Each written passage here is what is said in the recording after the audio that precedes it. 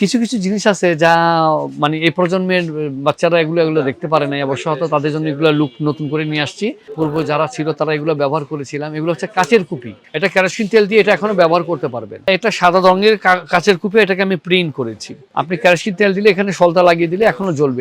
এগুলো খুবই ইউনিক, যাতে মানুষ এটা বুঝতে পারে এবং শোপিস হিসাবে এটা যাতে ব্যবহার করতে পারে। এই জন্য আমি এটা একটা লুকটা একটু চেঞ্জ করছি, যা খুবই আশা করি ভালো লাগবে আপনাদের। এগুলো বাসায় সাজিয়ে রাখলেও দেখতে সুন্দর লাগবে শোপিস হিসাবে। এগুলো হচ্ছে আপনার পুরাতন বোতলকে আমরা প্রিন্ট করে তারপরে একটা ব্যবহার উপযোগী করে তুলেছি। এগুলো মানুষের স্বাস্থ্যকর জন্য কোনো ক্ষতিকারক না, মানুষ এটা ব্যবহার করতে পারবে ইনশাল্লাহ। এই ঢাকনাগুলো কাঠের, এগুলো আমার নিজের তৈরি। আর এই যে দেখেন এখানে এই যে একটা গ্লাস ঢাকনা, এই গ্লাস ঢাকনা এটা আপনি গ্লাস ঢাকনাটা ব্যবহার করতে পারবেন। এই ঢাকনাটা নষ্ট হবে না, এটা দিয়ে আপনি পানি, জুস, আদার্স অনেক কিছু খেতে পারবেন। এটা মূলত বর্তমান প্লাস্টিকের যে বোতলগুলো পাওয়া যায় পানির পট, ওগুলোর চাইতে কাচের বোতলে পানি খাওয়াটা অনেক সেফ এবং নিরাপদ মনে করি আমি। যে মানুষের ভিতর হচ্ছে কাচের প্রভাবটা, প্লাস্টিকের যে আমাদের হচ্ছে মহামারী বেড়ে গেছে, সেই মহামারী থেকে বের হয়ে আসতে হলে আমাদের কাচের শিল্পের প্রসারতা বাড়ানো দরকার। ক্যান্সারের ঝুঁকি বেশি প্লাস্টিকের ভিতরে। আমরা চাচ্ছি যে কাচের, যাতে নেক্সট প্রজন্ম কাচের প্রতি ঝুঁকে, এগুলো বাসা বাড়িতে নিয়ে ছোট বাচ্চারা অনেক আনন্দ পাবে এবং কি দেখতে অনেক সুন্দর লাগবে। এগুলো পানির বোতল আপনি শোরুমে অথবা আপনার অফিসে টেবিলে যেখানে ইচ্ছে আপনি রাখতে পারেন, কোনো সমস্যা নাই। এই ধরনের বোতল আছে পানি খাওয়ার, এগুলো 1 লিটার থেকে 1.25 লিটার বোতল, এগুলো নিতে পারেন। এখানে 5-6টা কালার হবে, মোটামুটি অনেকগুলো কালার আছে, আপনার ভিডিওতে দেখতে পারবেন, অনেকগুলো কালার আছে।